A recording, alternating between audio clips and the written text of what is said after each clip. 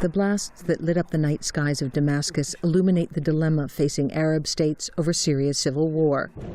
The Arab League early on suspended the Syrian government of Bashar al-Assad, but has now rushed to condemn attacks attributed to Israel against his forces.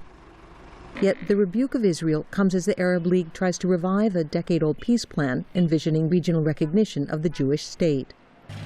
There's also the sectarian factor. Most Sunni-majority states have sided with Syria's Sunni-led opposition, in part to thwart the reach of Shiite-led Iran into the Arab world. There's even quiet approval of Israel's determination not to let Iran create nuclear weapons. But Iranian ally Hezbollah has wide support in the region, precisely for its anti-Israel stance.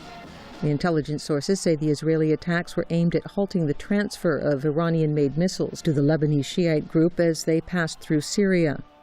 Syrian officials sought to capitalize on the confusion, tying Israel to Syrian rebel forces.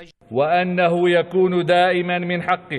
Syrian military has the right and responsibility to protect its country and people from any form of infringement, either at home or abroad. Yet for all the denunciations of the Israeli attacks, there appears little appetite for any military response.